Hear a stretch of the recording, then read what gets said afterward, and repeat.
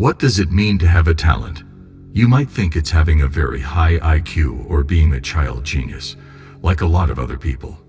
And while it's true that people who fit into these categories can be called gifted, you should also know that there are many other types of giftedness that are often overlooked and undervalued.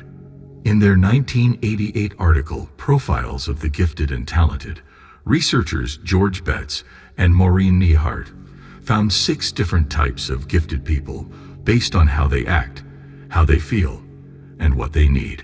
Want to find out what type you are? Well, here are 6 kinds of people with special talents. Number 1. The successful type. People with type 1 gifts are the ones most people know about. They are the people we usually think of when we hear the word because of how well they did in school and what other important things they did. Type 1s become even more driven to do well because their parents, teachers, and peers have high standards for them from a young age. But at the same time, some talented people can get bored with school and stop wanting to learn because they feel like their talent is all they are. This happens because many parents and teachers make the mistake of focusing too much on developing their children's intelligence, talents, and skills. This stunts their personal, social, and emotional growth, making them smart but unimaginative and not well-adjusted people. Number 2, the hard-to-please one. The second kind of giftedness is called the difficult kind. People are called type 2s because they aren't afraid to question authority and challenge others. Type 2s are very creative, persistent, and unique. They often think outside the box so much that it can be hard to get along with them because they are often disruptive and don't follow the rules. Many type 2s are unhappy with school because it limits their creativity, ignores their skills, and keeps them from reaching their full potential. If they don't have a support system or other good influences in their lives, type 2s are more likely to get into trouble or drop out of school. Number 3, the type who lives in the underground. Type 3s, who are also called underground types, are gifted people who try to hide the fact that they are talented.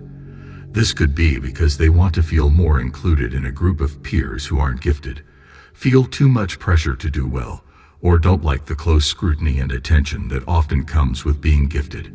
People who don't show their gifts until late childhood or early adolescence usually fall into this group. This is likely because that's when the need to fit in and get praise from others usually starts to grow. If they don't believe in their full skills, they may feel insecure and worried. Type 3s need a lot of support and understanding, not just from their parents and teachers, but also from their peers, to change this. Number 4, the one who quits. Type 4s are another type of talented person that most people don't know about. They are also called dropout types or at-risk types. Number 4 tend to have a reputation and are labeled as such because they often struggle with feelings of anger, frustration, and depression as a result of their giftedness being overlooked. Similar to type 2s, type 4s struggle with their self-esteem because they feel rejected and unappreciated by others. Number 5, the type with 2 names. The 5th type of giftedness is called double-labeled, and it refers to gifted people who also have some kind of physical or mental disability. Most of them have learning problems like dyslexia, dysgraphia, dyscalculia, and so on, which can make it hard for schools and programs to figure out that they are talented.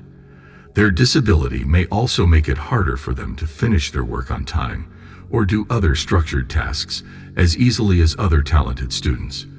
This can make them more likely to get down on themselves, feel frustrated, or feel like they're not good enough.